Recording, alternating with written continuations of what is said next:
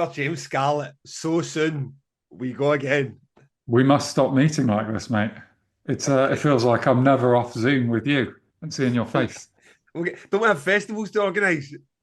Yeah, I fucking do. Dude, Talking of festivals. So, yes, well, this is two in a week for those of you alert enough to realise we are now back. It is Thursday, our traditional slot.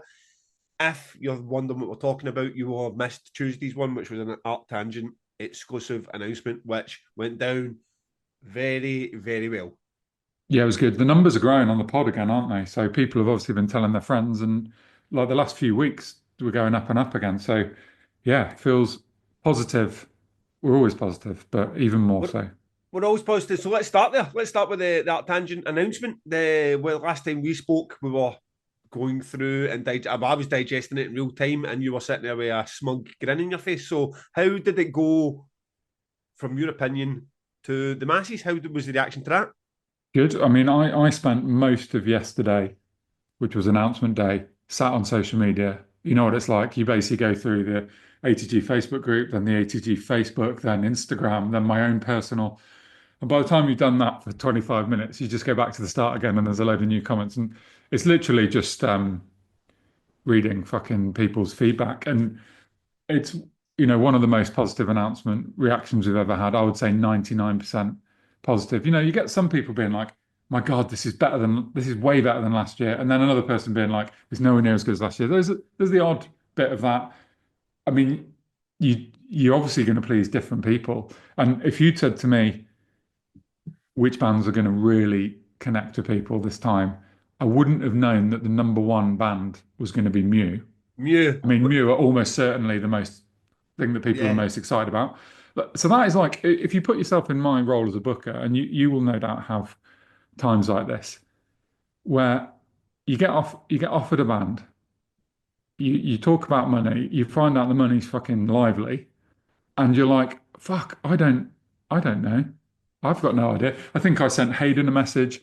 I sent because I was like, this isn't my core people. I can't message Miles. I can't message Gav about Mew. I probably did ask Miles actually, but these are like, this is somewhere else. So I messaged John Helps from Maybe She Will. I messaged Hayden, and I was just like, what about Mew? What we think? What we saying on Mew? And enough people were like, yeah, but Mew. Where I was like, fuck it, let's take the risk. Second from top main stage, big fee, and that is honestly, I don't know how much you've looked at the feedback, but it was I think it was the number yeah, one band that people were going on yeah. I about. mean, easily, and it's I've done these sort of announcements before, where there's a band on a poster that catches people out. With Damnation, it's not so much a space pop band, but a band maybe that's been reformed. Maybe like a Stamping Ground is a good example.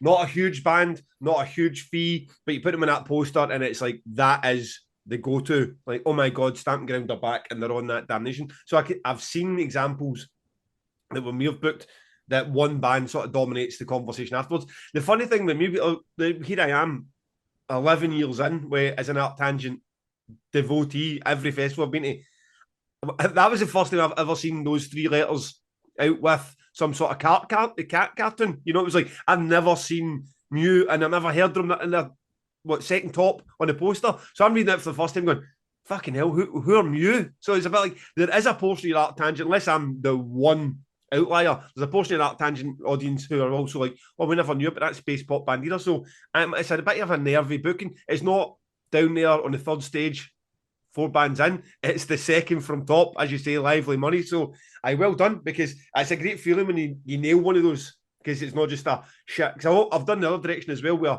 you book a band that agents and maybe even friends, especially when it comes to old school death metal bands. My God, this is going to set the world on fire. This is going to set the world on fire. And then you put them out and they're like, who the fuck are they?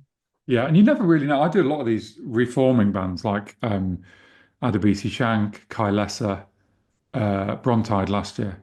You don't really, it's very hard to know which one's the next botch, sorry, which one is the next botch, and which one is just people are going to be like, oh yeah, I vaguely know that band, but we don't really care. So there's a lot of like shooting in the dark, but I think I'd maybe I'll stick Mew in on the record at some point because I would love to hear what you think of them because actually for your music taste, that bit of your music taste which isn't heavy, the national and um Modest Mouse and all that stuff.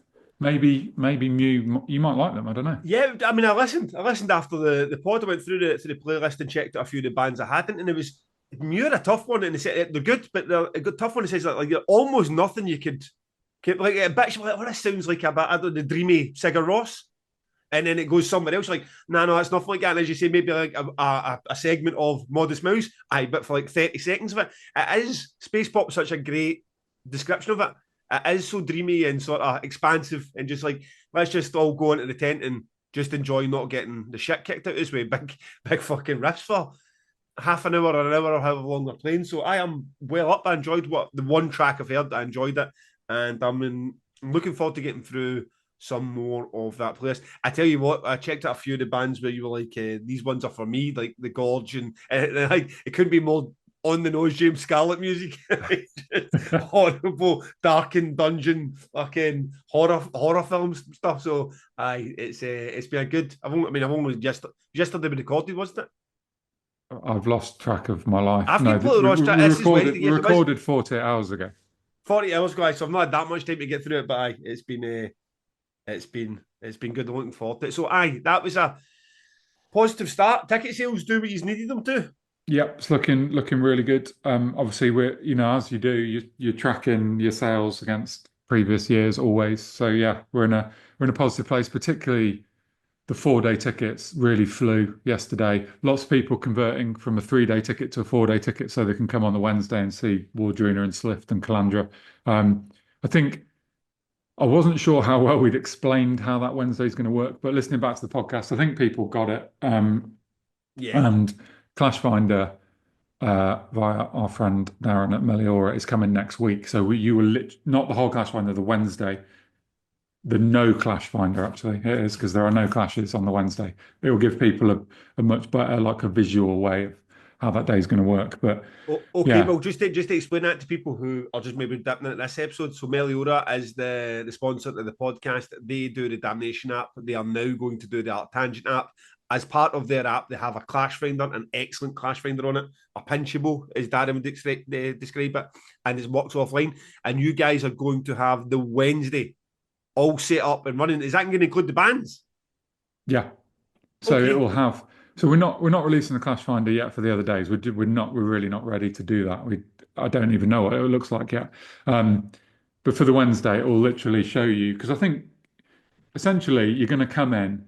The yokai stage will start, and then when that band's finished, the PX3 will come on, and it will just be yokai PX3, and then at the end, Slift will play for about an hour. Slift will finish. 15 minutes later, main stage, everyone, Wardruna, no clashes, lots of beers. I mean that's pretty class. I mean that's an exciting wee. You're an ArcTangent fan, but 6 months out, whatever it is, and you're saying, right, okay, I'm already to get my clash finder for the first day to sit and get the calling in pens out and start doing my traffic in it. So great. Well, good use of the app already, guys. Whoever in the team came up with that idea, well done. If you also would like to have that opportunity, Meliora.events. If you're a festival owner, go and get yourself an app. Mate, you're a fucking pro at this, aren't you? You are an absolute pro. I went off piste and you just brought us back in. Beautiful. In terms of the feedback for the festival, I did notice it's fun. It's funny when I'm as close now to your festivals as we are, obviously through this podcast, and then I'm part of this like lineup reveal when we're talking about a band. It's different from what it was last year or the year before, despite me being supportive of them. So I'm looking at your feedback through different eyes, more invested in such, and you get the complaints now. I've always said 20 years in and maintain you can say your lineup's dog shit. Never seen a worse collection of bands on a poster. You have no fucking idea what you're doing, Gav. And I will accept it. I will say you've got every single right to especially if you're buying a ticket. If you get even more right, I want to hear if you're not happy about it. What I just can't tolerate and what I can't keep my mouth shut with is when people say something that's just not true. They say, all you've done is book all the same bands, and you look at your poster and it's like 30 bands and 26 of them are debuts. That I just can't let it lie. So when I was seeing the ones about I'm really not happy with Wandruna being on the Wednesday. Like, it's fucking been explained. It's been explained. It's like, it's Wandruna on Wednesday or no Wandruna. It's like, no one's saying they could do fucking Thursday, Friday, Saturday. They could only, so what you're saying is fuck you all. I can't come on a Wednesday. Yous don't get to get word on either. It's like, why are you saying that? So that was one that was just a bee in my bonnet I've seen a couple of times. And then some other guy saying, oh, all it is the same bands. I'm like, it could not be a fresher looking ArcTangent if you take away the Wednesday. It's like, especially the first 2 days, like the top 2 or 3 lines, it's almost exclusively debuts. You have to be invested to go and try and find the bands that are rebooked. And those are the ones where you've got like Leprous and Melvins and fucking Carnival. All the bands that we lost to see, they're all fresh ArcTangent bookings. So it's just like, aye, mate, have your complaints or moan about it, but don't just make shit up.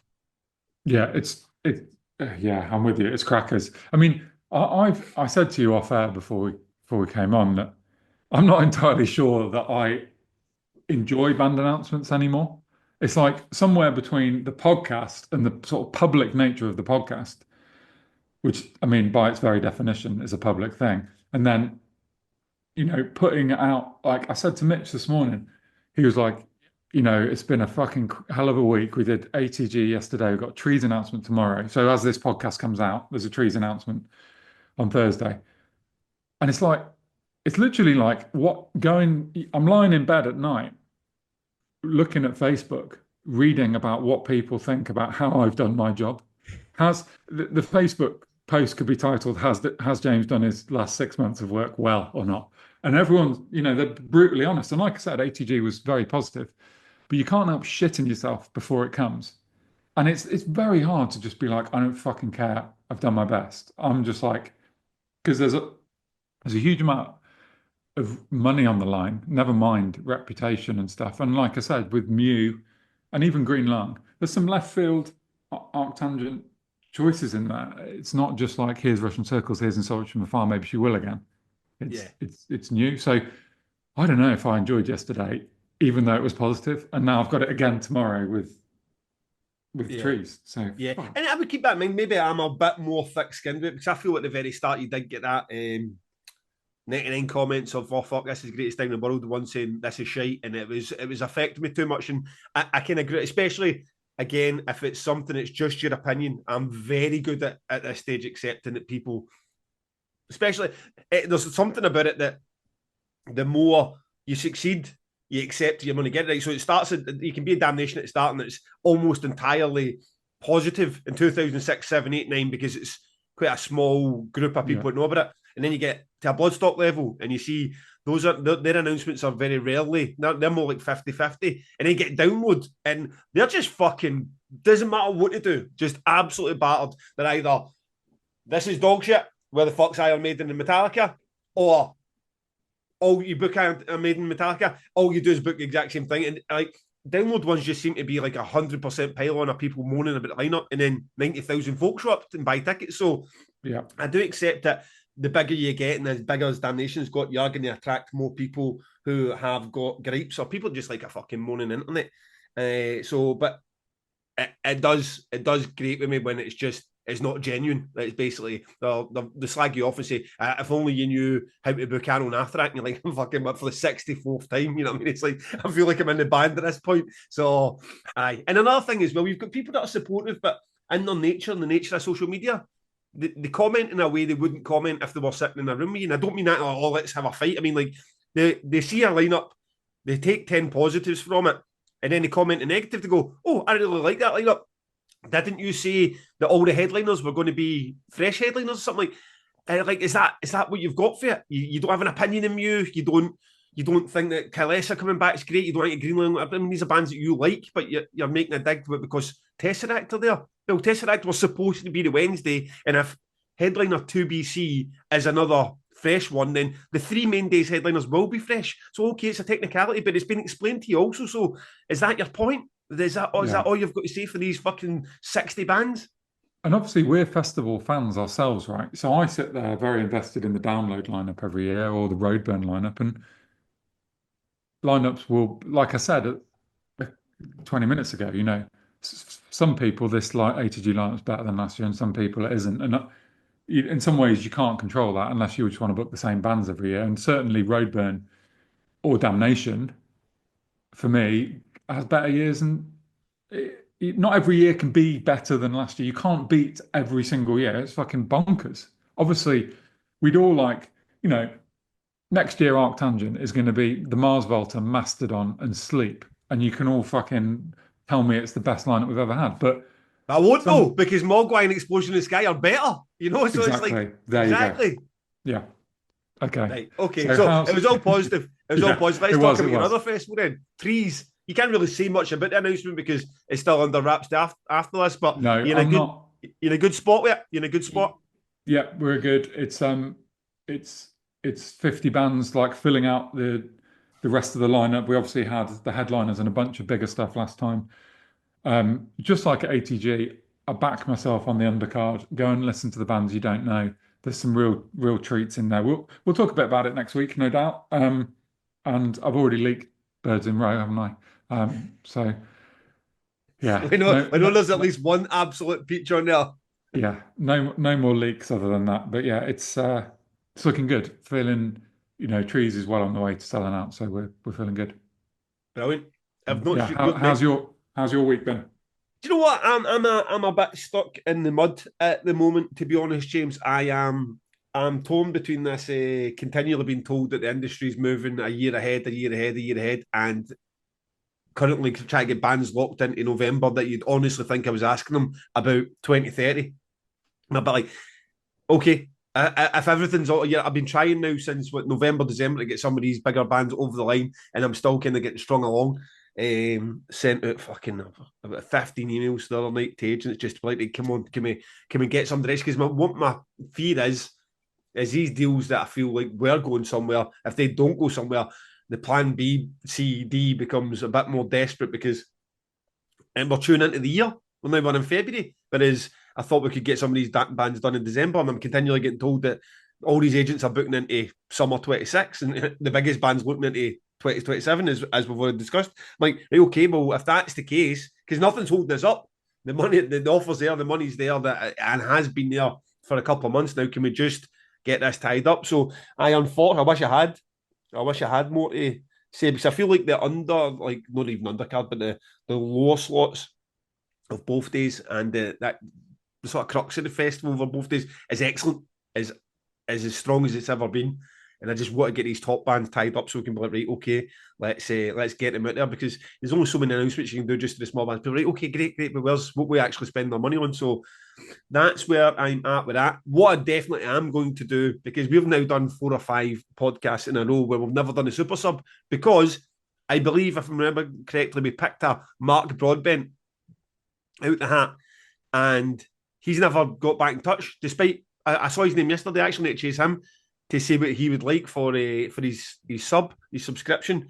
And Mark, you get in touch. I've already picked out Andrew Goodberry for next week. So this is for anyone who donates in Ko-fi or Patreon. We have had a fantastic uptake in Patreon, especially since I think a lot of people appreciated that extra pod. Seemed to spur a lot of people to go and sign up to Patreon. Thank you very much for that. All subs welcome. Mark Broadbent, you are owed something. Get in touch with us. Andrew Goodbury, you're now owed something. Let's look at start a backlog here. Get in touch with us. Want something on the record? You want a question asked? You want to come up with something from your own genius? Up to you guys.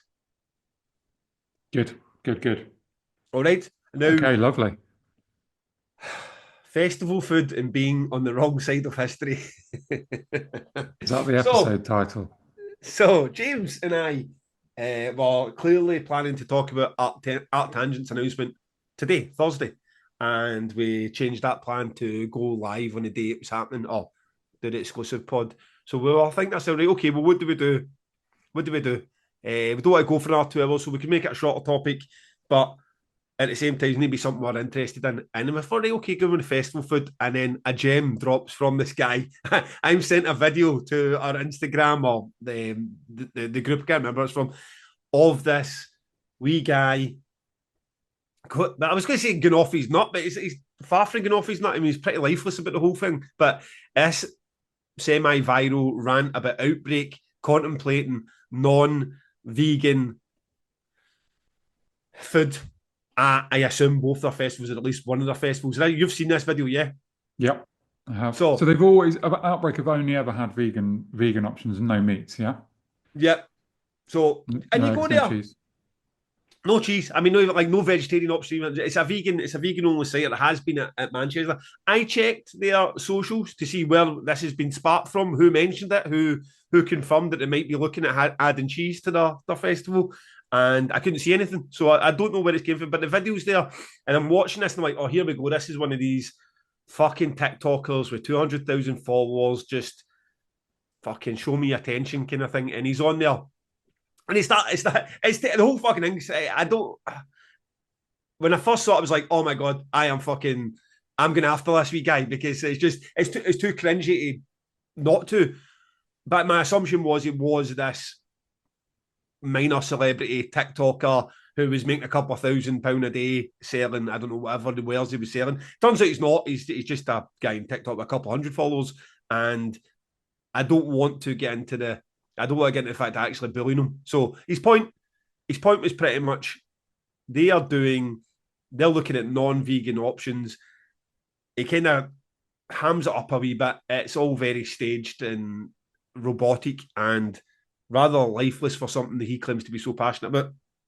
And he gets to the point where he takes it one step too far, saying the outbreak are going to be on the wrong side of history. So you're going to have like Genghis Khan, the Nazis, and the boys from fucking Outbreak if they allow cheese on site because they're sponsoring fucking animal abuse. At that point, I was like, hey, come on, enough's enough.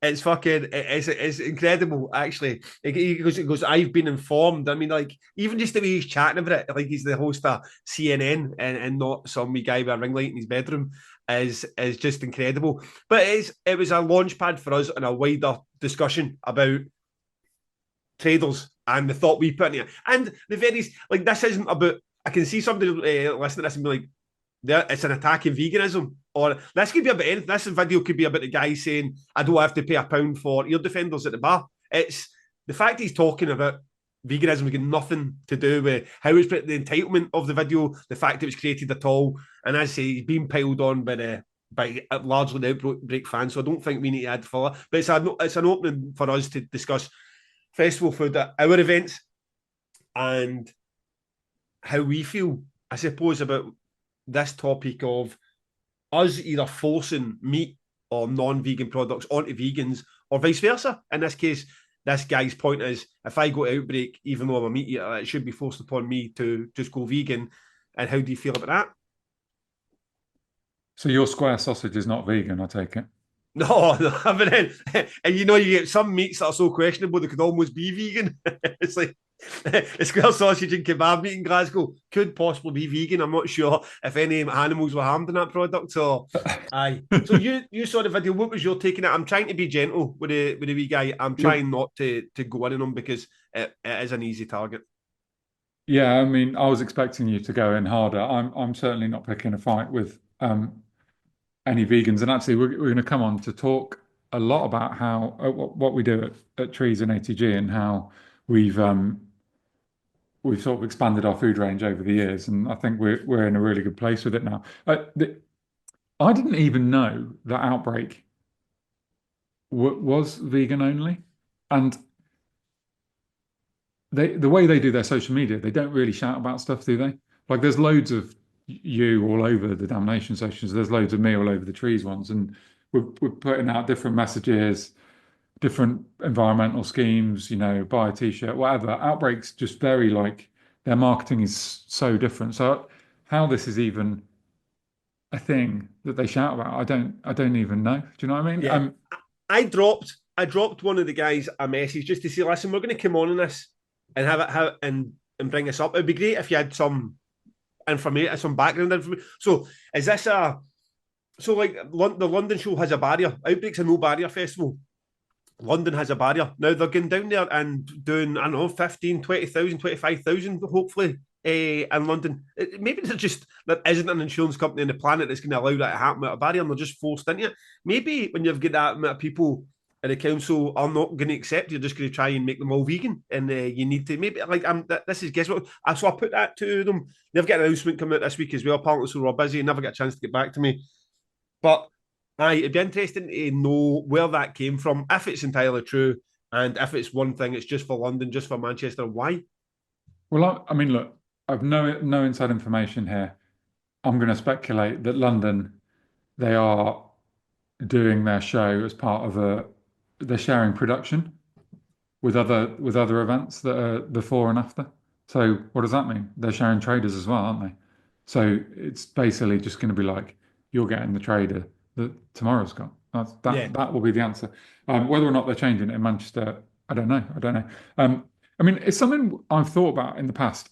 There's a festival called Shambhala, which is actually based, the organisers are based in Bristol. One of the guys is a dad at the school where my kid goes. And I see him periodically. We have little chats in the street.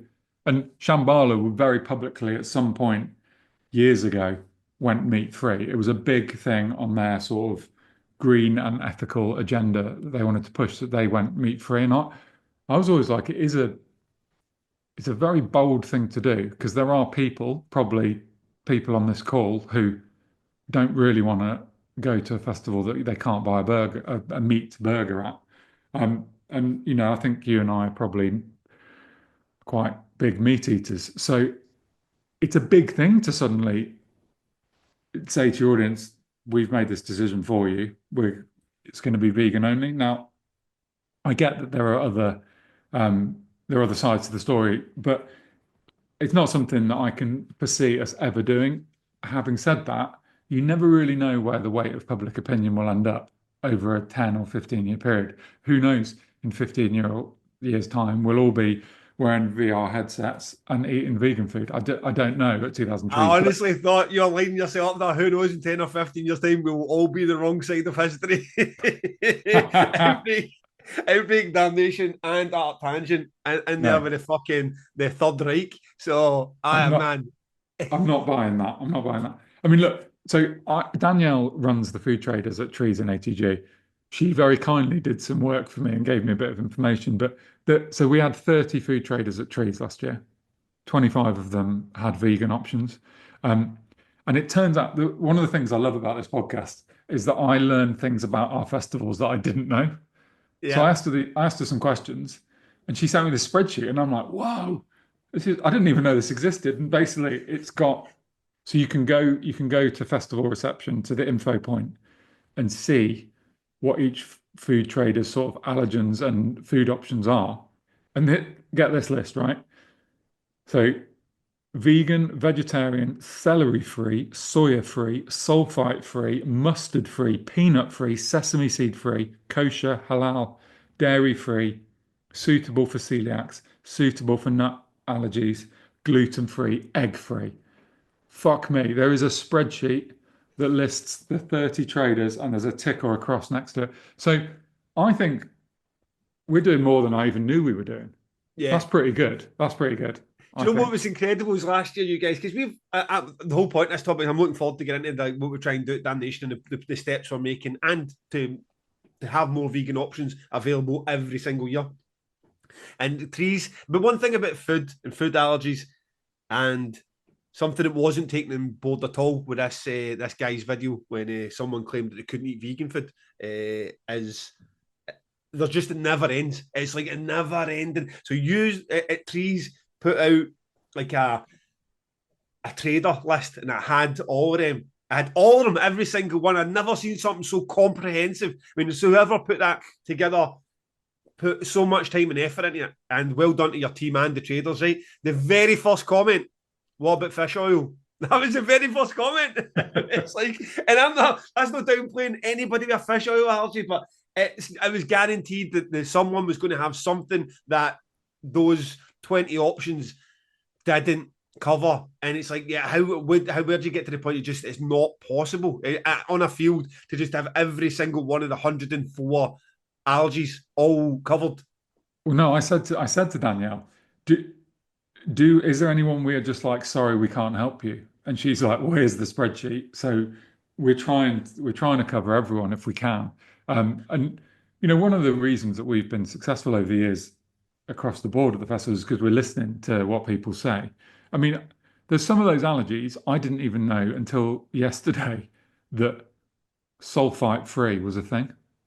I Yeah. didn't know that sesame seeds. I mean, maybe this is just my ignorance, but I Yeah, I wasn't mean, I aware that suppose it's one of those things. It's like sesame one of seeds. those one of your kids gets an allergy to something. Next thing you become the fucking expert at it. You know everything about it. Like one of the even something as common as nuts. My daughter in her nursery, there was a kid there that had a serious nut allergy, like proper. You could not have no kid in the nursery. So we were going through for years finding out that I don't know, like a Milky Way had some sort of nut trace in it. You're like, what the fuck's going on with half of these like jellies? That how did I not get into that? So you Mate, become, don't tell me there's nuts in the square sausage because that is a fucking mate. You don't have any allergies though, do you? no. No, you're getting square sausage, mate. You're getting square sausage when you come up. Aye, so it just gets you become an expert at it, and it's. I mean, obviously it's important to the people that it affects, but sometimes it can be a case of you've got fucking 10,000 people on your site and it affects one who, by this point in life, probably going through and tackling that in their own way. Now, to make that point, so about somebody came in and said, "Oh, what about fish oil at trees?" Then you start the argument as you always do. Oh, at the end of the day, don't eat fish. Fish oil can also get used when vegetable, and then it becomes its own spiraling debate on the internet.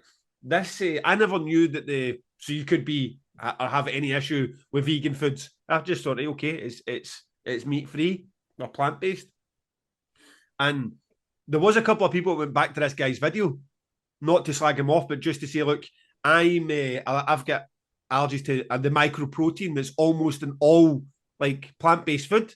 So that wouldn't suit me. And then vegans come back in and tell me that's a lie, that's not true. And it's a bit like, oh, it's amazing that it's incredible. And it's like, oh, open-minded and like let's listen to everybody until you say, no, that's not the case, and then I want to fight back. So it was interesting to see when you're talking about allergies, didn't know that someone found an allergy for a fully vegan diet. So I mean, I'm sitting top of this. I can see the thumbs downs in YouTube. Yeah.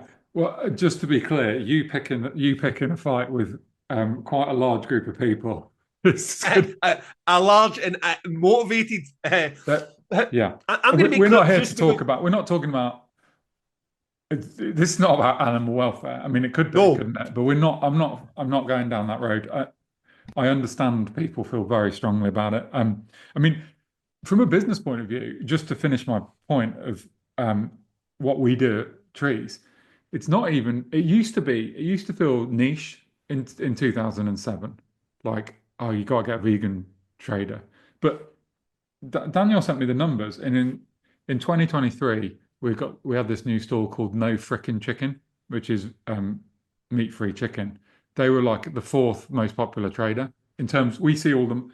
We know exactly how much all the traders earn because the money they, car payments. The money comes into our bank account before it goes to their bank account, so I see it. So no Frickin' Trickin' was the fourth highest. And then last year we added this one called Feed the Events, and they were the fourth highest. So it's not even like it's tempting to be like think it's some sort of niche thing. It's not. It's a no. fucking huge moneymaker. I mean, we've had this store called Manjula for years, and they were like one of the most popular. People fucking love it. They love their, vegan breakfasts and stuff. So it is like financially appealing to all the people. The most financial sense is to appeal to meat eaters and vegans and vegetarians and all the allergies and give them all really great options, right? That's Yeah, just me as a businessman being like, let's make yeah, some money. absolutely. And yeah, I mean, to finish my point then as well, this is not a podcast about being vegan or not vegan, and certainly not a podcast about animal welfare. It's a podcast about how our festivals manage the food options. So let's take us back to the start then. How do you get your traders on site? Let's strip it right back to where does the process start for Trees and ArcTangent, and I'll do similar for Damnation. Well, there's an application process where the traders fill out a form, whether or not you've been in the past or you're new. You fill out a form, you tell us what your products are, maybe some information on pricing, your electricity requirements, the size of your stall, and what vehicle it'll be in. And then Danielle and I think Si and Rob will kind of sift through that and work out what we can fit in. And Danielle's looking at have we got overall a good spread of different types of food. So then and make no mistake, ATG and Trees are both bursting at the seams now for size. Like it isn't like you can be like, let's just whack in another 10 traders. I mean, each trader, because we talk about this, the marking out where we stake out the site. So Yep. I'm like deeply involved in that. So an average trader, the smallest you'll get is a 3 meter frontage, but the longest you get is about 9 meters. It's a fucking long way, right? So if you put in 10 9 meter traders, obviously it's nearly 100 meters long. So that's 100 meters of a field. Never mind all the shit that goes behind it, their Yeah. camping area and their bins and their water and their hot wash. So the logistics of traders in a field is is huge. So first job is to work out who we're having, and then Rob does the site plan. He'll work out exactly where each trader goes, and you're thinking about things like where is there good breakfast options in the right places that are easy to get to for the customers. What stores will be open at night more than the daytime, and there's kind of like a sort of flow of people. You might not eat mac and cheese for breakfast, but you're definitely going to be eating mac and cheese at 2 a.m. So maybe we put them outside where the silent disco is going to be, for instance. So there's a lot of thought goes into the site planning elements of it. Um, but really, the big fucking crazy bit of traders is the logistics of getting them on and off site. And that is really quite something because they will arrive to a farm where it's been raining for a week in a transit van, long wheelbase transit van, which is overloaded to the max all the way to the top with, cooking equipment and stock. And then they'll turn up in, we used to have this, I don't think it comes anymore. We used to have this pizza store, which was like an Airstream. Do you know what I mean? By an Airstream trailer, the big silver American things. Yep. They are super heavy, right? They are not four-wheel drive. They are not designed to go on grass. And it's just getting them in is an absolute nightmare. Like, how do you get that Airstream trailer to the main stage at 2,000 trees? It's got to drive on the grass. Yep. But it's been raining for a week. So that element of it is fucking horrible in setup, really quite stressful. And then during the event, every time the trader sells out of food, guess what? They ring up the bakery and they say, we need 1,000 more white baps, get them down here. And the baker sticks them on the back of a lorry and sends them to a farm I feel like we might have talked about this before, but it will say like, burgers for Mrs. Brown, and they'll turn up at the gate and they'll say, we've got a delivery for Mrs. Brown. And we'll be like, right, okay. What's the name of the trader? Don't know. Right. What have you got? 1,000 burger buns. Okay. That could be any one of 20 of them. So how the fuck are we going to find? And you're in an Arctic. Oh, cool. You came in a lorry. Thanks for Yep. that. How you Yep. how are you unloading this? Oh, can you unload us, please? So then it's like Simon and Pip do a lot of the vehicle movement. Simon will have to go and get the telehandler and lift off the baps, and then you've got to get the burger baps to the stall. And you can imagine you've got 30 traders getting deliveries anytime between sort of 5 a.m. I mean, a bread delivery does come at 5 a.m. That's how bakers work, isn't it? It's like all weekend. I'm getting stopped by people going, James, I've got to get these watermelons to my stall. Can you give us a hand? And I'm like, no, I'm not. Have you asked Simon? Yeah, I've asked Simon. Have you asked Danielle? Yeah, I've asked Danielle. So don't fucking ask me. I'm not helping you. I'm sorry, That's but a job you could get yourself in. You never get back out of. yeah, You yeah. just that's what you're doing that day. It's just getting bread rolls and watermelons. I imagine like just the general store alone. They have products when it's sunny and products when it's raining. So suddenly the weather changes. He fucking disappears off to the cash and carry with some wellies, and he comes back in a transit van full of wellies, right? And he's like, I want to drive there to take my welly. It's like you can't fucking drive there. It's just outside the front of the cave stage. How are you going to drive there? It's so. I mean, I'm so glad that this isn't my job. But how do you do it? Like at Glastonbury, they have a central wholesaler, So you will again. I feel like we did talk about this briefly on another podcast, but I don't know. I didn't think this was going to be I as mean, interesting as it is. I'm sitting here like w- this, open mouthed. we know my memory is not great, so who knows? So Glastonbury, they have a wholesaler. So at Glastonbury, there are a lot of the traders, I think it's correct to say, are not allowed to have deliveries. You want burger baps, go to the wholesaler. It's on site at Glastonbury. So they've essentially set up their own cash and carry sort of place. You can go and buy baps, you can go and buy limes and chicken and whatever else you need. So if you're a certain size, that's a good way of doing it. Obviously, some festivals have brilliant road access, so you would be able to drive your delivery to behind your trader on a road. Um, Great. But for us, particularly at trees, it is really fucking hard to get just to get food to the traders, And and they don't care. so who's the hero? Is it Danielle? Who's the one that's getting the 5 a.m. call to say we've got a we've got a load of watermelons here for Mr. Smith? Can you get them to him? Who is that? Danielle? Yeah, well, it's Danielle and Simon and Pip get roped into the so Pip's got a 4x4 vehicle, Simon's got the telehandler sort of forklift truck thing, and Danielle manages the traders. So between the three of them, they bodge it together. But when it's at 5 a.m., it's super frustrating. I've told you the story before about the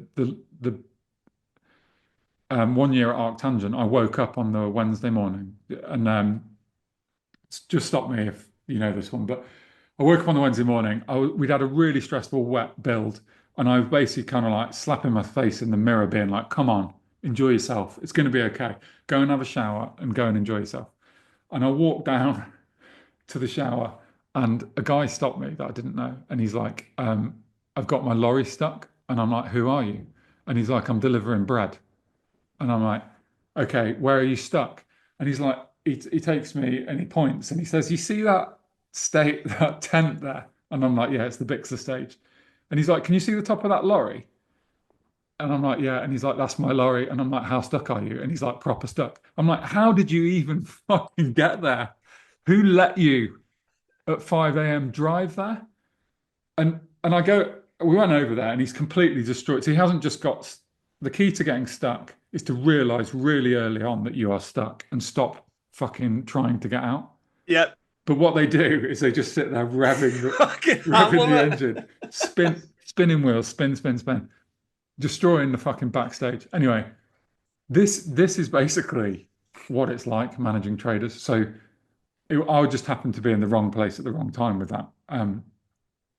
But it's Simon will be getting a call. I don't imagine anyone wakes Simon up at 5 a.m., but they'd wait until a reasonable sort of 6:30 and be like, you need to come and help this, you need to do this, you need to do that. Because you want all the trader deliveries to be sorted before the public wake up.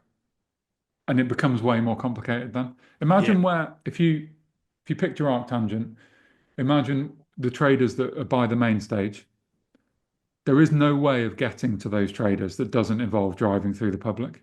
Yeah. It's like that you're either going through the campsite or through the arena. It's basically one or the other. So sorry, I've gone fucking right off on one now, haven't I I? You know, didn't. but it's just like you mate. You've cemented something, mate. I will never be outdoors. I will never be more than a big car park outside an arena because that's fucking terrifying, absolute terrifying. And I was just going to ask a couple like simple wee questions now. I just feel for the future of your festival and the safety of people now. Now, when you said the 3 meter one or the 9 meter pitch, do you charge the same, or is it? Is every pitch the same cost, the value? No. So the way the fees are charged is so it used to be a set pitch fee. Back in the days of traders selling using cash, which they did at trees for a lot of years, 5 to 10 years of cash at trees. You had no way of knowing how much the traders were making. So there was a situation where they would like make us an offer. We will pay you 2.5 grand for this pitch, or we will pay you 7 grand for this pitch. And we would negotiate, and that would be the pitch fee. Now, as I said, all the money comes to us. So we charge them a percentage, which varies from year to year. And some festivals charge as high as like a third of your income, 33% of your income goes to the festival. Ours aren't that high. But We charge them a percentage. So every trader is different. So the Chicken Shack turns over, I'm going to make up numbers here, but they're in the ballpark. The Chicken Shack turns over 60 grand. We charge them a percentage on that 60. The Mac and Cheese Shack turns over 30 grand. We charge them a same percentage, but obviously because it's on a different amount of money, they'll pay less. So So the no size, the one size knows, doesn't come into it. So you've got to no, be and the 3 meter van or the 12 meter, the 9 meter. exactly, and no one knows until the festival is finished how much each trader took, and then therefore how much they're going to pay. There are some extras on top. Some need more power requirements. Some have got some very chunky power, and we do charge them for the electricity. But yeah, it's mostly just a percentage fee. So do you provide electricity and water to all pitches or all Yeah, and pitches that need waste. it? Yeah, so this is the other logistical sort of balancing act of running an outdoor festival is that you are.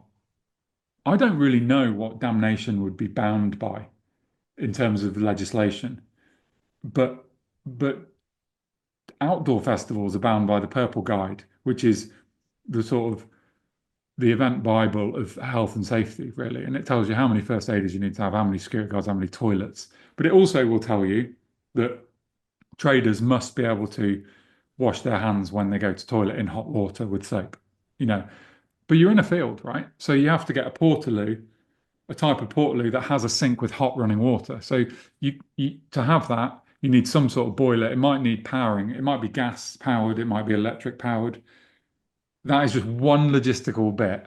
Every single run of traders has got to have that hot wash and a toilet situation going on. They've all got to have running water. So there is a water pipe to the back of every single trader. There is, we provide power. So at each bank of traders will have a generator and the distribution cabling stuff that takes the power to those traders. You've also got to check that because they bring their own gas and they'll bring their own gas canisters, but that is like asking for someone's face to get blown off. So there's a big health and safety thing around gas safety, pat testing of electrical equipment, and it's fucking proper minefield once you get into it. And like if a trader blows up and someone dies or gets injured, it's on us in part as well as the trader. So Yeah. there's a lot of health. There's a huge amount of health and safety. Have we talked about the ketchup before? I think we have. Have we? No, no, you've had this Mate, conversation somewhere else. mate, we can see. I You want didn't a bit of realize I ketchup. was. I want a So, bit of ketchup. right. Well, here's my tip for you. I'm sure I've fucking talked about this. Don't ever have ketchup at festival sites because basically this doesn't happen at trees, but what you will get at some skanky, horrible festival with a skanky, horrible trader is they refill the ketchup bottles. Yeah. Yep. So they've got a vat of ketchup somewhere, and every morning they'll refill the bottle, and then people use it, and then they refill it. So at the bottom of the ketchup is some horrible area of ketchup that never gets touched, right? And if you're a badge trader who doesn't have good health and safety, at the end of each day, you don't throw away the ketchup and clean the bottle. You put it in the fridge, you get it out the next day, and you refill it. But maybe some of them are doing that all summer. So the council James, used James, stop it, please, no. man. So I've never been to a festival or a football match. I mean, they don't have those bottles, the yellow and the red ones. So you've just wiped out my memories about like 90 festivals I've been to. so what? One year we didn't know about this, but one year at Trees, the council they come along on the day before the festival. They usually come and they check the traders and they'll look at their gas safety certificates and stuff. And this lady from the council, she got a thermometer out and she whacked it in the ketchup. And like we're like, what are you doing? And she's like, you can tell if there's stuff growing in there. There's a temperature thing. It's basically like if there's mold growing, it will be a slightly different temperature. So this is a thing that goes on. And ever since, I've always been very wary at festivals of ketchup and mayo. Look, the fact that we do all these checks means this isn't an issue at our festival. So I don't want you to be thinking, don't do it at Trees in ATG. Don't do it, not accusing anyone, but don't do it at fucking Download. I'm always a bit like, there's too many traders here. I'm not having ketchup. Keep away Um, from the ketchup. take your own Louis Bruce sauce, man, because that yeah. sounds fucking terrible. So I mean, you'll have to stop me at some point because I'll just keep going. But the logistics of traders in an outdoor setting is quite complicated. And the other thing to say is that they turn up. They rock up in these refrigerated trailers. So they'll have like a vehicle, maybe an overladen transit van towing a fridge trailer, which is basically the size of a small caravan, right? But it's a fridge. And when they're on the motorway, it's plugged into their car and it's powering the fridge. As soon as they get to the festival and they turn the car off, the fridge goes off. So the first thing a trader says to you when they arrive is, "We need power." And obviously that costs us money, right? We have to turn on a generator. So there's like this thing where you say power is switched on at, let's say, midday Tuesday. Festival opens on Wednesday. You can have power from midday Tuesday. But some of them will just turn up. They're just like, "Hey guys, it's Sunday, we've arrived. Can we get some power?" It's like, no. It's like, well, there was one trader once where we the the entire stock of meat that they had in their fridge trailer got stamped. Like, I think the council put these stickers all over it, not fit for human consumption, not fit for human consumption, because it had sat in their fridge for like the fridge had been off for 6 hours. Yeah. It almost certainly would have been fine, but they're like, no, these are the regulations. You can't sell your meat. So power is a fucking political hot potato festival setup. Where's my power? Where's my power? Where's my power? Fucking hell, man. Who thought? Who knew? Eh? So, right, you get there, they're on site, you've done the selection. You mentioned placement. I would get crucified by the ArcTangent fans if I never asked about why isn't there another coffee stall in the mornings. It seems to be the thing I read most from any ArcTangent ask was like, I wanted to get coffee quicker. Is there no space for our coffee place? Or there's no money in it? Or people don't want to do it? What's the issue there? Well, obviously, if you put yourself in the position of the coffee trader, they are they're making all of their money in the first part of the day, aren't they? So you could have 10 coffee traders. They would all make less money and they would all be quiet in the afternoon because coffee is quiet in the afternoon and dead in the evening. So there's a sweet spot. Now, I'm not saying we hit the sweet spot right, but I don't know if you can ever have enough coffee at a festival. It's what people want, isn't it? In the And morning, but then it just dies off. So you're saying there's not yeah, enough trade really for more coffee because it only is that 2 hour window where everyone in the world wants coffee. yeah, exactly. Don't take this as this is definitely happening because we are currently trying to put a new breakfast and coffee stall in. As you walk from the campsite at ArcTangent into the arena, you go through this little wooded area. It's called Tucker's Woods. As you go through Tucker's Woods, we're going to try next year to have, I'm going to regret saying this, but we're going to try and have a seated area there with a cafe with sort of breakfast baps and coffee. So that will be an Is extra that one. sorry? I missed. Did you say was that trees or ATG? ATG. You know where the main campsite is, ATG. As you walk in, you probably Yep. haven't done it because you're swanking around in the VIP or whatever. But as you walk in, you go through these woods called Tucker's Woods, and Yeah, yeah, I know where. Yeah, I need to use the same entry as those people, but it's. I mean, I don't have a swanky entry to come in either, James. I certainly don't have a buggy, so let's not get carried away. we get you a buggy, mate. So, So yeah, we're going to try. That is really hard because don't forget, later in the afternoon, those same people will be saying, "You should have had an extra burger stall. Have you seen the queue at the burger stall?" Really, what you want is like some revolving food trader where they sell coffee in the morning and then you spin them around and they're a burger stall in the afternoon. Do you know what I yeah, mean? yeah, But yeah. it I mean, isn't that. So yeah. I you've mean, only got limited space. Yeah. from Damnation's point of view, thankfully on solid tarmac and with power and accessible water, we don't have all the same concerns that you guys do. This is a big the catering and the traders is a massive thing for Damnation. It's something that we came from Leeds where we had so many options indoors that it wasn't really something we had to consider to now year in year trying to get better. And I think it's been we are getting better and we will continue to get better. Now the starting point and the issue with it is that venue, they don't believe that people eat as much as we that will eat that have got into plenty of times in this podcast, but they control it all.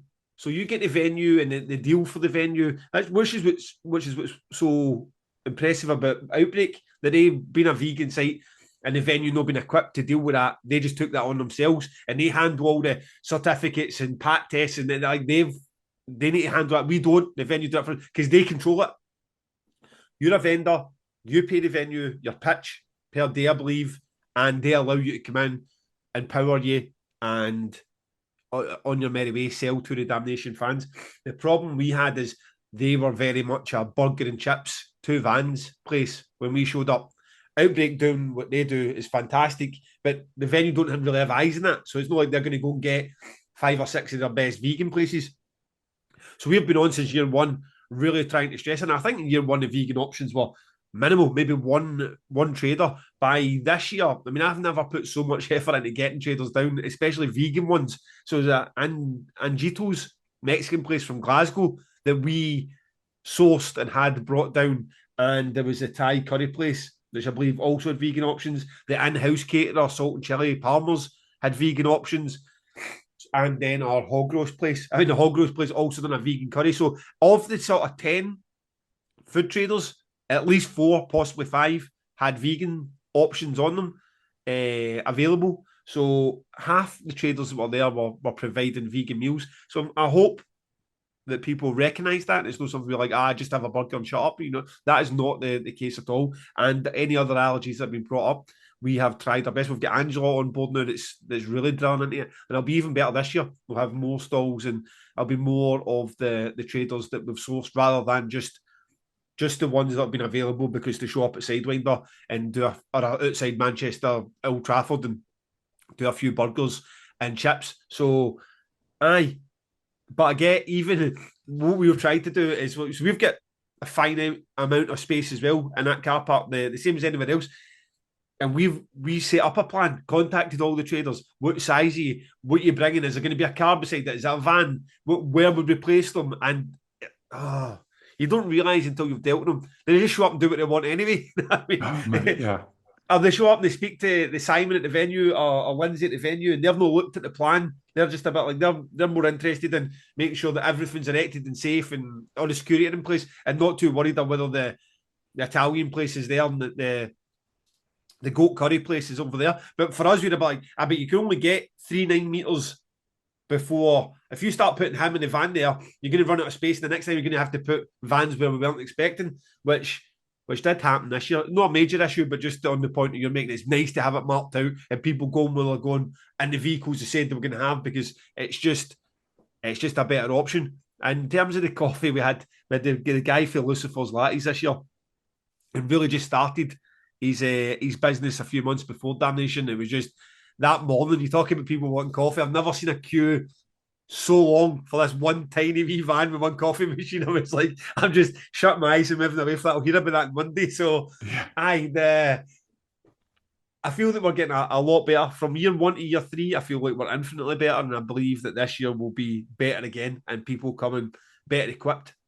So, are you able to make money from the ones you're bringing in, or is it all through the venue? It's a bit of a contra deal with the venue. I mean, they shave costs off for us elsewhere, and also I believe the fees they charge are minimal per pitch as well. I don't think they've ever looked at the food trading as a huge money making. Their bars are where they're focused on. They probably should look at it if we've got something like Damnation, be like, right, okay, there's more money to be made here. Maybe we could get some money. It's an odd one because we can go into like pricing. At Damnation, you can get a full meal for £7. It was £6 last year. You can get your hog roast and chips. You can get a vegan curry. Like even the El Camino, the Italian place that are doing platters, boxes of meats and cheeses and different breads, £9.50. It's like unheard of. And that must be because the fee that they're getting charged isn't what you would expect at a typical festival. Never mind even an outdoors festival. I was at Outbreak. The pricing of their food was much more in line than what you'd expect at ArcTangent or Bloodstock or Download than it was. So it's a wee bit of frustrating point for me because you go on to the forum or you go into any Damnation and people are £7 for a pint, fucking you rip off bastards. That venue's not right. I've charged an extra pound for what it was last year, and everyone's making the point that they bought 6 pints that day and it was a pound extra and they spent £6, but no one has taken into consideration that they bought 2 meals at half price they would have bought at any other festival. So the money's already been absorbed. They've already saved. If they've ate 2 meals, they've saved them what they would at any other event. So it's one of those ones where I don't mind not taking a cut from the food or needing to generate income for that if people can come and at least get a reasonably priced meal. That I just wish some people would recognise it. If you're going to moan about the beer price, which I have no control over and to get no money from, at least recognise that the food's cheap. Yeah, absolutely. I mean, on our end, we do, all the traders have to submit their pricing, and it's tricky because if you try and drive the trader down on price, you will drive the quality of the food down. So one of the things that goes right back to sort of 2007 with trees was to have better food. I mean, a lot of the big festivals have caught up a little bit now. So there's even like we have that bunny chow stall, and you'll see them at something like Download or Reading. So the big festivals do have good food options now, but they didn't in 2007. It was one of our ways of separating ourselves from them is to have really high quality food. You can go to Susie's, which on the face of it is you're getting a bacon roll, but it's the nicest bacon you've ever fucking eaten, and it's proper quality meat. So the question is, do you want to drive any given food trader down on price at Trees because they're just going to buy bacon from Lidl then? And that I'm not is quite a hard balance to strike. It's brilliant to have cheaper food for your audience, and it's just hard to know where the line is. I mean, yours are lucky if they're not paying a cut. I mean, fuck me, Yeah, that's a no, massive thing for them. and then on top of that, you think that let's take the goat curry or the Thai place, or even the Angitos that they're all so successful. If they're based in Manchester, some of those places, they're driving their van 4 miles across the city, parking up, getting powered, then at the end of the night, shutting up their van and going back to their bed. I mean, the costs involved are absolute minimal in comparison to going to Fernhill Farm a day, 2 days before, setting Yeah. up with the gas bottles and everything else. So you're a bit like, they could be greedy. They could just show up because we don't enforce the prices. But the problem with that is when the market's there, when it's a free market, and Yeah. you're a bit like, if you want to show up and charge £13, £14 for a main meal, but it's still next to you doing it for £7, your stuff better be the greatest food on the planet. And even if it is, some people might just go with a £7 meal, which is just good. You know what I mean? So it's it's very different. I remember back in the day at Tina Park, I never understood it. You go and every single meal was priced exactly the same price. And then also that, somewhere like Scotland, where Iron Brew is the national drink and is bigger than Coca-Cola, you were only getting Coke, Fanta, and Sprite. You're like, why are you only getting those ones? Because they're owned by Coca-Cola. They've got the tender. So you imagine going to a van. Imagine going to a van in Scotland and getting a burger and you couldn't get an Iron Brew yet. It's like, this is ridiculous to the point that it's actually quite insulting. And that's the way it was. I mean, I know it's still tendering projects and that's still happening at the bigger festivals, but you got shit food, very costly, and you never even get a selection of what you could have with it back in the day. Your biggest complaint about festival food is whether or not you can get an iron brew with it. Is that what we're taking from the Bri? Get that fucking cut into a fucking Instagram reel, mate. I'm like We a need huge, that. I am drinking. It's just like national pride. You know what I mean, you're gonna get a roll with potato corn and square sausage, and I need to drink a fucking Fanta with it. A Fanta. I mean, come on. Um, the one thing that you hit on a minute ago, which I just wanted to quickly rewind because I didn't say, is that apologies to any traders that are listening, but the biggest pain in the ass of any festival is the traders because they do what you said a minute ago is they do exactly what they want. You mark out the pitch for them, they go wherever the fuck they want. You tell them you can't do that. You can't park there. That car's got to go in the car park. They park it wherever the fuck they want. You tell them you cannot drive those watermelons in. You've got to find another way. Get a trolley. They drive in. So basically, managing traders is just a system of you give them a rule, they ignore it. You give them another rule, they ignore it.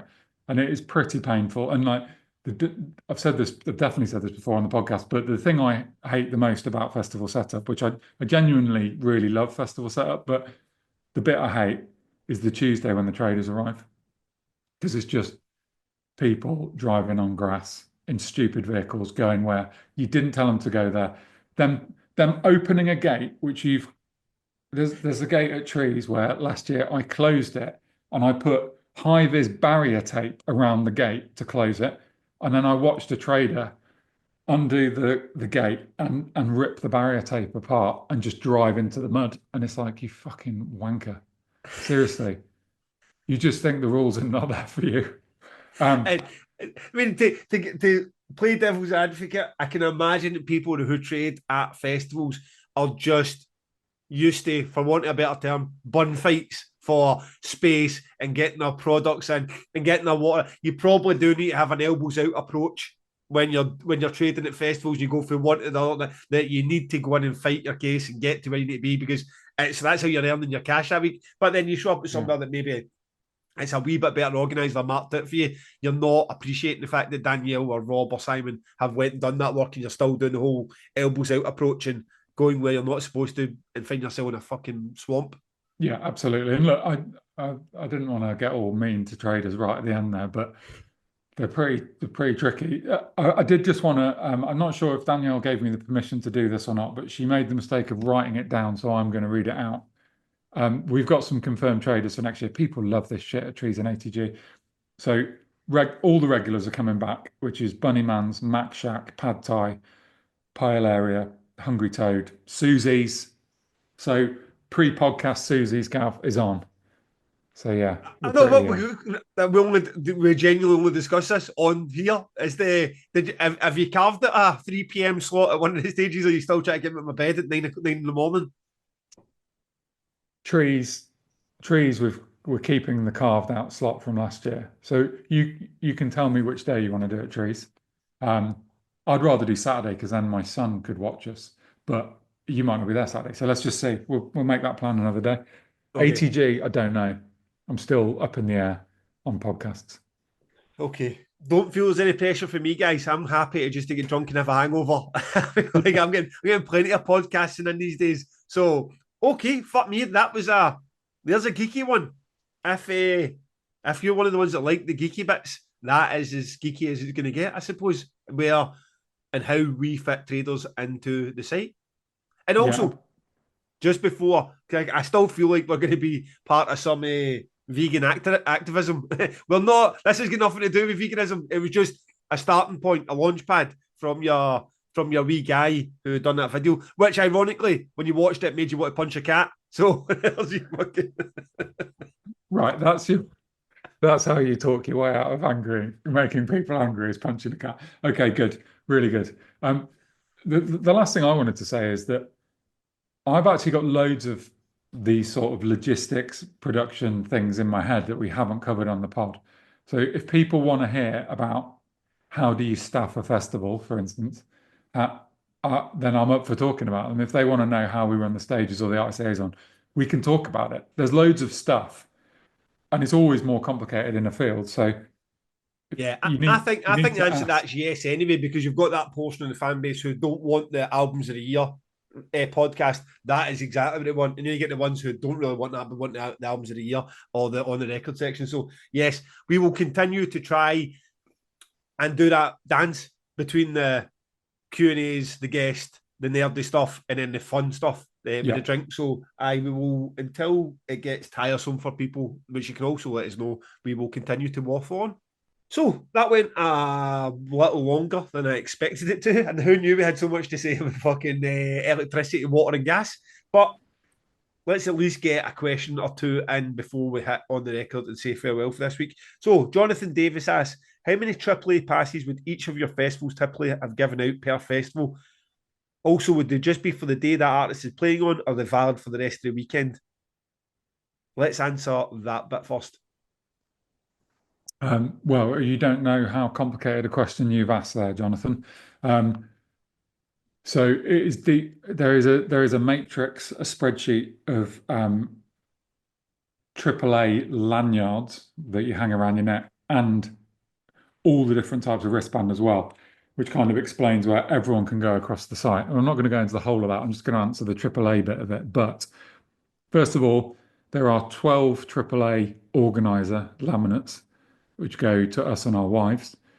Um, and there are production AAA laminates that go to people like Ollie and Rich that are helping us run the site.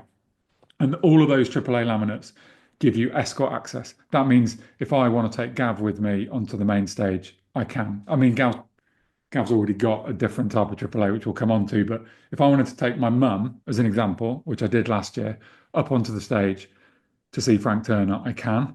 Um, so, so the escort access is quite an important part of those AAA laminates. Then if you go a level down, we've got loads of production-y people that need AAA.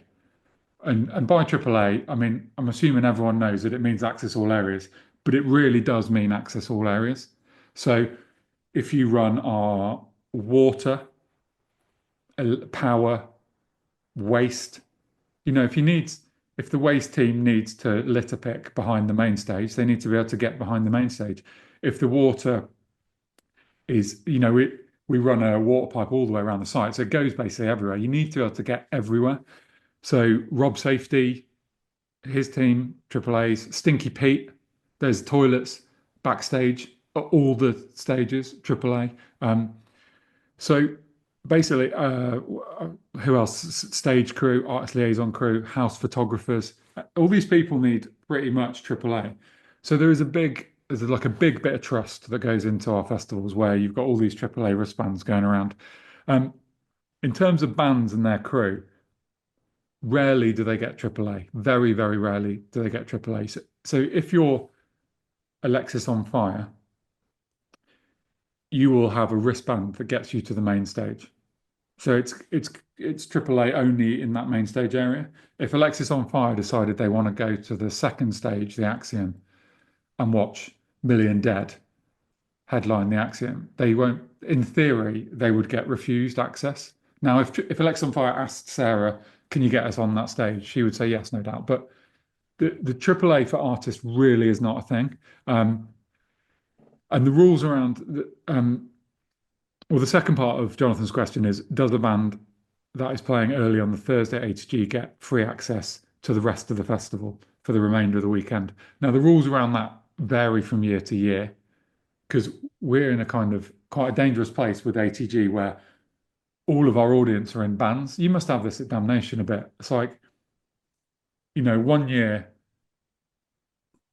I was just working out whether to mention a specific band. I'm not going to. 1 year, a band is playing on the PX3 stage at ArcTangent, and the next year they want to come as punters. So you basically don't really want to make it too easy for everybody to have free tickets all the time.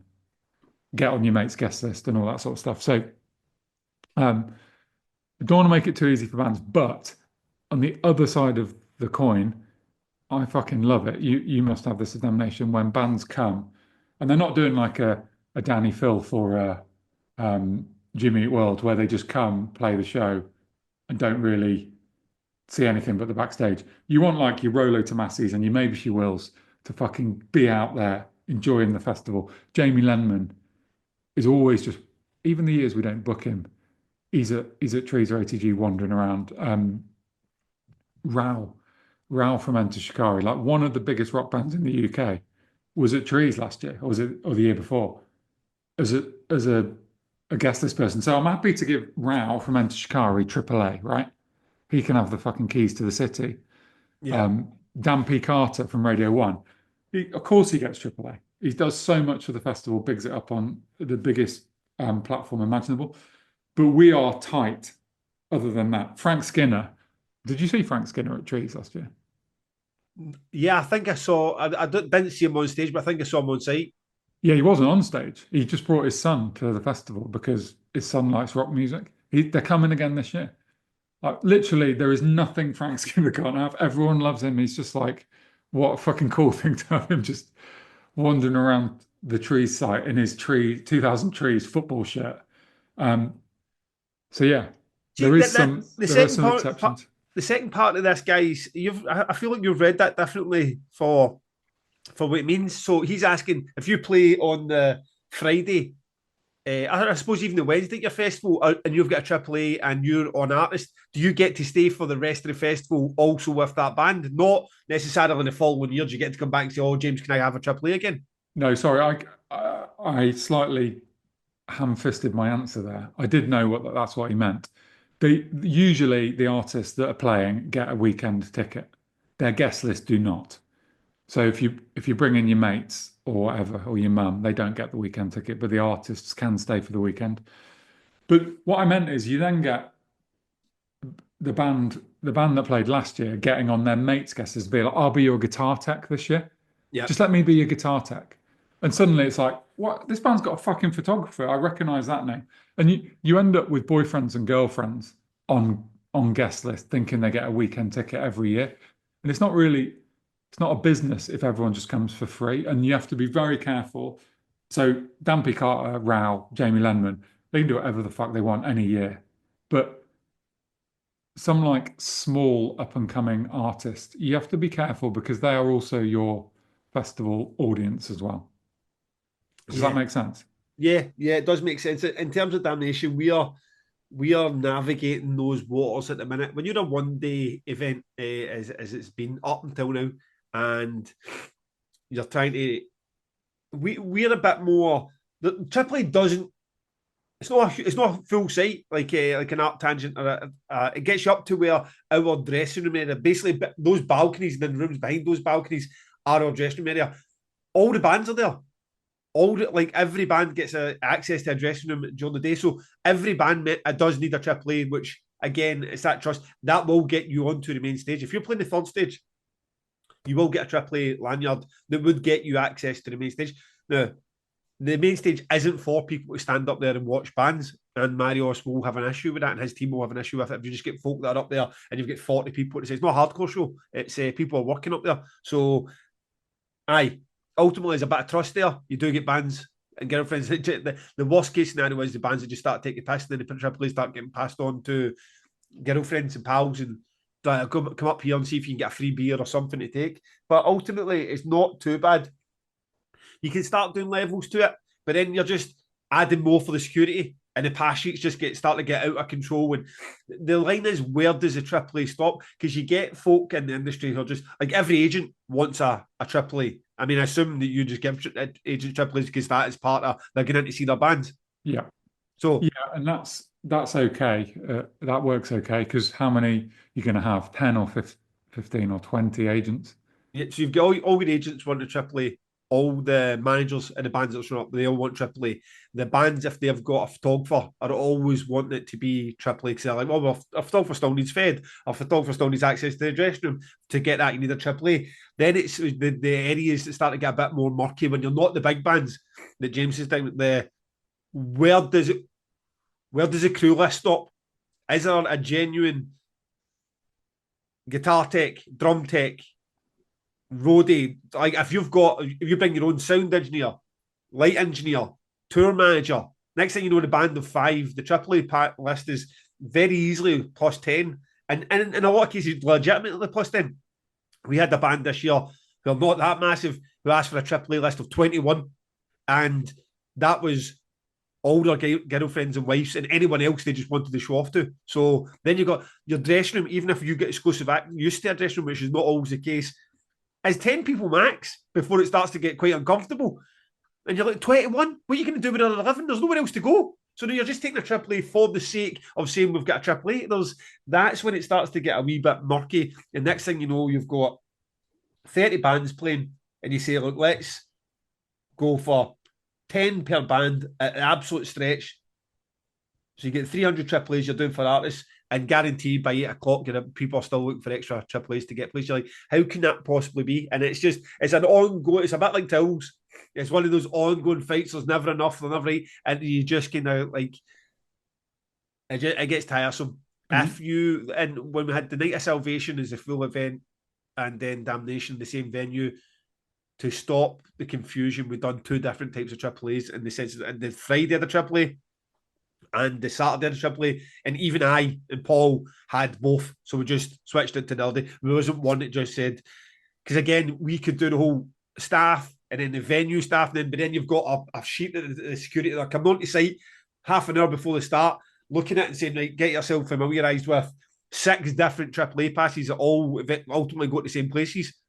So it's not clear cut, as James says. It can get quite complicated. It becomes political. It definitely becomes like people do try and strong arm you with what they can offer in future or a relationship with you to get AAAs that you think like, this is needless. A lot of this is just for show. It's not there is no big beautiful green room at Damnation where you can go to this. And that balcony where I've got is the only space.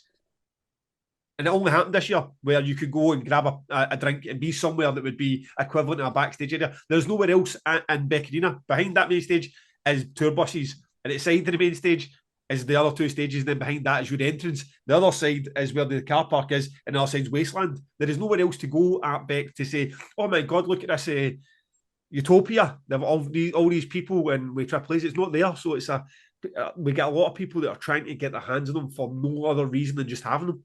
No, and you've hit on a challenging part of this, which is there are 3 types of people. There is the band, the crew of the band, so the guitar tech, and then the guest list of the band, so your dad, right? And for me, the crew and the band should be allowed on the stage, right? Because that's what they need to do their job. The guest list should not be allowed on the stage. Now, whether or not those people can get to the dressing rooms is another point. And festivals are all access control. It's like, here's a gate with a security guard. Are you going to let them through it? And each wristband and pass and lanyard gives you access, or it doesn't give you access. But you're right, this all falls apart when people start putting their mates down as crew. And I just, if Alexis on Fire tell you this person's a guitar tech, of course it's their fucking guitar tech. But if the first band on the smallest stage, that is a local band that you're trying to help out from Cheltenham or Bristol, they lots of people game the system, and it's just not professional. You've then got people that are just their friends and family in a work area. It's supposed to be a work area that when your band comes off, there's another band going straight on. So yeah, it's a constant fight. You try and make the rules as tight as you can. And then the most important thing for me is that I can step away from it during the festival. No one ever asks me access control questions. Sarah will just make the call on all artisty backstage type stuff. Yeah. Sarah will make that call. Brendan and Sarah will have planned out the accreditation, and it will run. And every so often, someone will ask for something extra, and then you just got to make a decision, yes or no. And you can put, it's like everything with the festivals and riders now. You can put this plan together. Like, let's get a war room together and sit here with geniuses about how we are going to intricately put every piece of this map together. The entire plan rests on someone who's been hired that day from a third-party company to put on a high-vis vest for 14, 15 quid an hour, who probably does not give a fuck. And then when they security guards, you get a security guard who is like half staring at his phone or his feet at the time. Everything you've planned is down this one. That balcony that I had, it was a gold wristband to get in. The only way you could get is a gold wristband. You know how many people walked in there about a gold wristband? Almost everyone. Mate, because when I'm at someone else's event, I'm a right pain in the ass because I'm looking for shit like that. And you could 100% look, every festival I've ever been to, you can get into the I'm not going to name festivals actually. You can get in. I've been into some really big festivals. I will name one. Me and Mark and Simon went to Primavera in Spain, and we went up to the main stage as Queens of Stone Age was setting up. Did not have access to get in, and we just walked in like we knew what we were doing, and they just fucking let us in there. And we only got stopped when there was this there was a fucking beer tap in the backstage where you could just grab a plastic pint glass and pour yourself a beer. And we only got caught when we started stealing the free beer from the backstage of Primavera.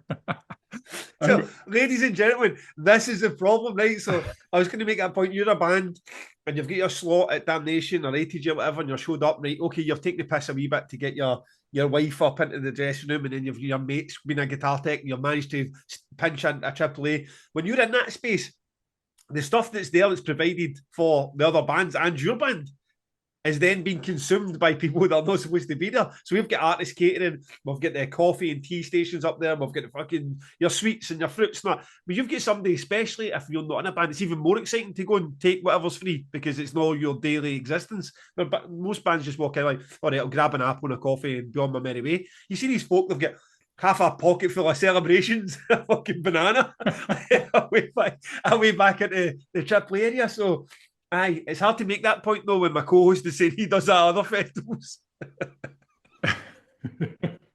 It's surprising how easy it is to do. I used to try and sneak into the Reading backstage, but that was hard, and I've never managed it. Aye, So yeah, it's aye, it is all down to security, right to the point of like you can have one simple room with one person outside. All you need to do is check a gold band, and you just get a disinterested security guard. And next thing you know, you've got folk in there, and then it becomes its own issue because I am the person who decides goes into that room. So then you've got someone who you work with on band deals. And what are you going to do? Tap on the shoulder and say, "Oh, you're not allowed in here." No, you have to just play the game at that point because the security is supposed to do that job for you. Or you get people that just take a piss and you actually follow up with a friend of a friend because you're like, no, they just can't come in here because they know you. You know what I mean? And you know what it's like. The more drink goes down, the more bravado and the more people just try to blag it. Basically, I'm trying to look for a polite way. I just take the piss, which yeah, isn't yeah, there. absolutely. Well, there was I don't know why I'm telling you the story, but there's a festival called Why Not Festival that came up at the same time as 2000 Trees, and we knew the organisers really well. We were very close with the organisers, very close with the guy Ian who booked the bands and was the stage manager. But me, Simon, and all the Trees guys were there. And look, there's no way of this not sounding like lager louts on tour, but we were properly on it, and we were on their main stage, and we were all really drunk. And I remember the band Noah and the Whale were playing, and it's a pretty big band. And Simon had managed to get the inflatable whale and was down in the pit, basically just standing on the pit barrier, lobbing this whale about and causing a right scene with the security. And I had had enough to drink that I thought it was a good idea to climb the lighting rig. So this all went wrong when the stage manager Ian, who I was friends with, and hopefully is listening to this, I was halfway up the lighting rig and he saw me, and they had to get security to escort me, Simon, and the others out of the backstage of the main stage, backstage of Why Not. And the next year we were barred. We weren't barred from the festival, but we were barred from the backstage. So Why do you tell these stories, I don't James? know. I don't know. Do you know, I'd forgotten that, and it just came to me, and I thought, fuck it. But it's because that was me about 15 years ago. So I sound like an immature brat. Well, maybe I was 15 years ago. Who knows? Yeah. But yeah, the point being, is there a point? I think the point is fucking keep it a work area. It's a work area. It's not a friends and family drinking Yeah, area. and that leads me on very nicely because now it's you're doing this podcast and you're a bit more recognised, especially with agents that I don't go to the IFF or any of the awards shows. So the people who worked with me for 10, 15 years maybe never recognised who I was. There's a lot more of that now when you go to any of these events. And if I go to another festival, and I appreciate a guest pass, but I am not. I don't stand in the main stage at my event. I'm definitely not going to stand in the main stage at your event. So it's a bit like it's very helpful to me if I go to an event and I can get a AAA because I've been in a few quite embarrassing situations where I'm having a pint with a big agent and a member of a band and somebody else at the festival and they say, right, we're going to duke upstairs and we'll chat about it there. And I literally can't go to where they're going. And Yeah. that's embarrassing. It's embarrassing when you're part of an industry that you're then excluded from pretty quickly. So well, if I come to your event, I do appreciate the AAA. I don't take advantage of it. I will not be climbing your lighting rig or throwing about your dolphins. I was But I actually am not vouching for James. It was a whale from Noah and the Whale. I was actually when I left Damnation, I couldn't believe that I hadn't gone on the main stage just to have a look. I was really pissed off with myself. Because I think it's just interesting as a behind the scenes festival organizer to see that sort of stuff. But yeah, you don't want to be a stage tourist. I'm really annoyed with myself because I've done such a professional job that entire episode of explaining the behind the scenes and what a great festival organizer I am, and I end it with a story of me climbing a lighting rig drunk. Yeah, So yeah, fucking you great. did. You did. No, but it was young, James. And likewise as well, I will. It's not to say that I was on stage, the side of the stage for Converge at ArcTangent. I went up to the side of the stage when Holy Fawn. There is opportunities where you can do it respectfully. You know what I mean? You can go up and be one of three people in a acre of space watching what's essentially a hardcore band and not doing anyone any a disservice. And there's other occasions where you could try and go up there where I'm sure, I don't know, but pick a band like Swans, I'm sure would not be very chuffed for you sitting there peering over the side of their sound desk. So there's times and places for doing it, but if you invite me to your festival, I will not take advantage of AAA. We have gone on, James. Jesus Christ, I thought this was going to be a short one. It was supposed to be an hour long, wasn't it?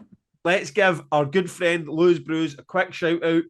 Pod 15, I'm going to be speaking to him soon. I hope January and February has been a great start to his year. Lots of new sauces. Last night, I went for a three-way fucking special. My daughter doesn't like hot. My daughter doesn't like hot. Last night, I went for a three-way. Pause. Pause.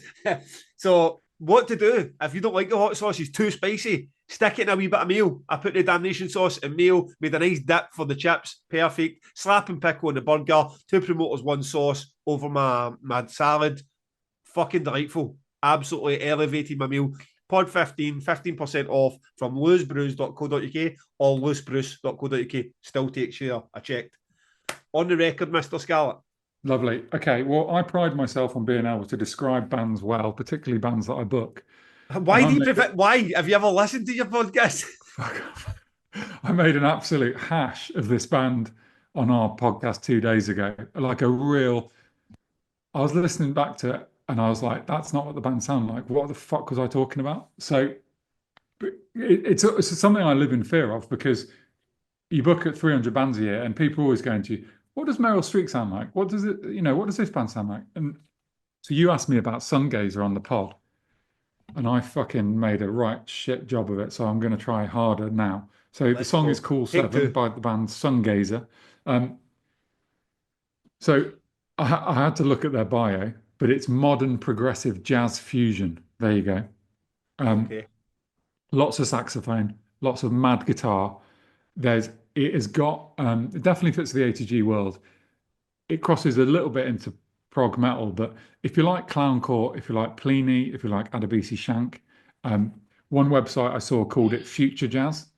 So the reason I made such a ham-fisted attempt at it is because I don't really understand this sort of music, but Future Jazz is what we're going for, and they're really cool, and it's going to be fucking great. ArcTangent, everyone should check them out, and I hope they accept my apologies for doing a really rubbish job about talking about them last time. Future Jazz by Sungazer, fantastic.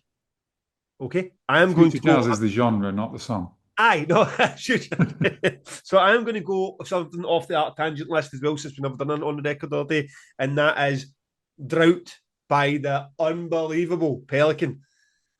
Drought's from the 2003 record Australasia, and the best track they've ever written. It was at that period with metal music where I was really trying to find my way with post-rock, post-metal, and this fucking tune, man. I mean, it sounds like an army coming in. The riff, just the guitar tone, it sounds like an army coming into your council estate and kicking fuck at everybody, and you're just with it. You're just like, it's got so much momentum to it. And there's like wee tempo changes, and then the momentum comes back even bigger. And it's like, for some reason, it just sounds like, you get I don't know, an Amun Ra or a Cult of Luna, but it was like, there's a bit more melody, I suppose, or the drums are there, or it sounds like there's a band. This just sounds like all the guitars are together, just this continuous cascading of fucking an amazing riff. So, Drought by Pelican is my choice, and I go listen to that. I don't know if they still play it live. I hope they do. I would love to see that because they're a very lively post-rock / post-metal band on stage, and it's going to be a sight to see. Good shout. It's a great shout. James, I need to shoot. I will talk to you next week. Take it easy, mate.